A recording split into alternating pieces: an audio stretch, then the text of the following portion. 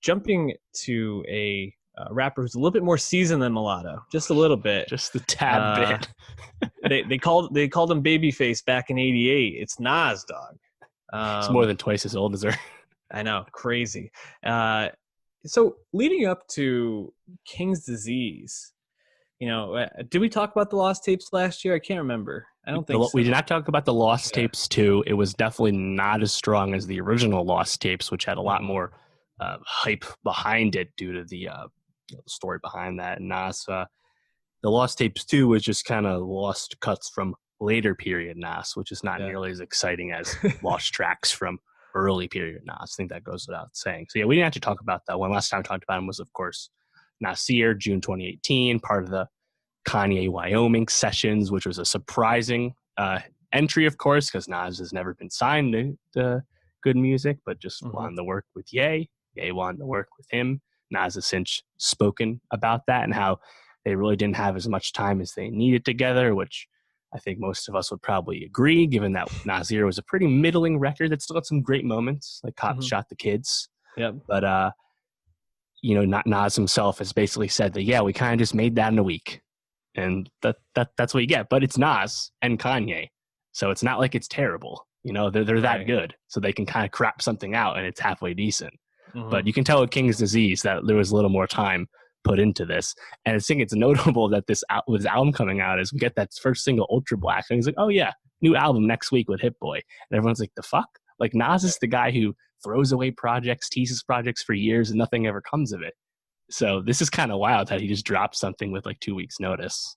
Yeah. No, I was actually gonna bring that up is it's definitely there's been some buzz in the last week, and obviously it was only announced very recently, but I feel like for a Nas album to drop, like a proper Nas album to drop and not get as much hype or not be talked about. Like I've seen a lot of other albums talked about recently. I haven't been seeing a lot of discourse on Nas the last couple of days. Maybe that's just where I've been tuned in. That might be.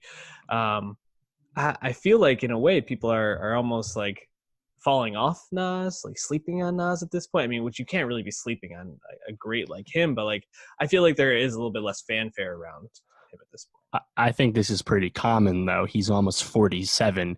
Late period rappers, it is what it is. I think late period rappers, the best ones, are still always pretty solid, but not exciting anymore. I think of recent music from guys in Wu Tang and Mm-hmm. Cameron and even Cube's album from a few years ago. This just happens, and Right. there's the rare exceptions, right? Like late bloomers like Pusha T and Jay-Z's, of course, remarkable 444. Like that stuff's not common. We've talked a lot about late period Eminem, and not Nas is not at that level, thankfully.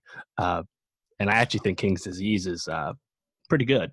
But you're right. Like there's just less hype about Nas. But then again, Nas has not been like super mainstream in quite a long time, to be honest.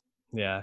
And I think where I wanted to kind of like come around is kind of where you got to is I think King's Disease is actually like a really nice, like almost introduction to not to late period Nas, or like this like third or fourth act or whatever act you'd say he's Mm-hmm. on at this point, because it definitely feels like a shift in direction and creativity from where he was the last 2 years, obviously.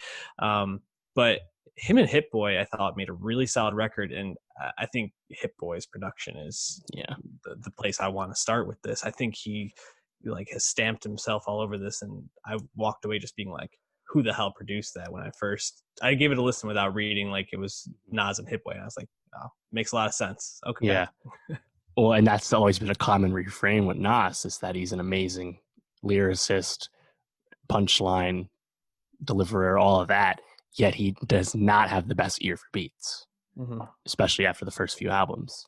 And having Hit Boy produce or co-produce every track on your album is a great place to start. And thankfully, Hit Boy was up to the challenge. So, yeah, I think the beats they just kind of elevate the bars because the For bars sure. are always good with Nas, right? Sometimes they Mm-hmm. can be a little corny, or maybe his actual message is you might raise an eyebrow to what he actually said, but it's always good rapping.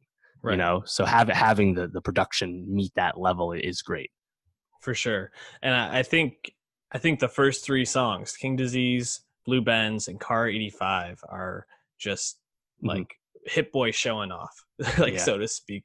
I really felt like those three tracks just really really jumped out at me, and I think there's a couple of tracks in the middle that things kind of quiet down a bit, like 27 Summers, Replace Me, Until the Wars Won. I didn't really didn't grab me, but then you have Pac jumping in. I didn't check this, but I'm imagining he probably played the drums on that track because they really pop I have to on check All that. Yeah, Bad. good idea. And then I really thought the endings, like the 10 points, I really liked. I thought Spicy with 504 and ASAP Ferg was actually pretty decent, which I was. Yeah. And when I saw that they were on the track with Nas, I was like, this feels a bit Definitely like a fame grab, Nas wants to do a song with Fivio. Interesting. Yeah, Yeah, for that's real. a nice New York track, though. So I think there's a lot to like on here. What stood out to you, or what songs are you listening back to? From a hip hop history standpoint, Full Circle is an obvious highlight because that's him reuniting with his group, The Firm, and hearing Nas on a song with AZ again is like low key insane. And I thought they all were really good on that. That's really cool. Dave, on Full Circle, there's an uncredited background vocal. Can you take a guess at who it is? I'll give you a hint. It's a male singer who's on a very famous like game show now. No, who is it? Robin Thicke, dog. Wow. Provides backup vocals on that song. And so does Dr. Dre, but Dre's credited on it.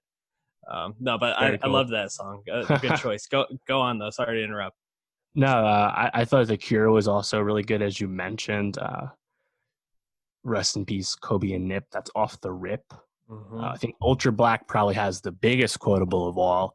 I'm unapologetically black, the opposite of Doja Cat, which is actually fucking flames because Doja Cat has been in quite hot water for her dabbling in racist chat rooms on the internet and in general putting her foot in her mouth. It was disappointing for me to see Nas kind of walk that back when asked about it and just saying, that's just kind of bars and words. We just kind of say stuff sometimes. I was like, well, bro, that shit made sense though. You don't have to defend it. Like, I mean, especially like Doja Cat is like an easy target. So it's like, I thought that was sick. That's a track I like in general as well. Yeah, it's just Ultra Black is a really strong track. I think it's probably the track that sounds like most like old school Nas to me. I guess maybe Blue Benz too. I think really sounds like Blue Benz is another highlight. Nas. But I don't know. Doja seems like she's got a lot of issues, dude. Like I think if she's going on and talking about herself, maybe low hanging fruit a little bit. Sure. I don't know. But I think I definitely perked up when I heard that. I was like, ooh. Yeah. I mean, it fits the song too. It's also not like the first line either. I think it's spruced in well. So yeah, no, I agree. There's a lot to like on here, and I feel like reintroducing himself a bit as like I'm still Nas, I'm still great. Keep working with great producers and. I hope this is like kind of how he spends the latter half of his career. It's just like getting a great producer. At first, when I heard some of the tracks, I thought he was working with K Tronada actually, and I was like, if you got K Tronada on this, that's a great choice by him. So I don't know. Be quite the combo. It'd be a very interesting. I don't even know how that would go, to be honest, but I want to hear it. This was album 13. Nas has nothing to lose at this point. Do whatever. Right. Exactly.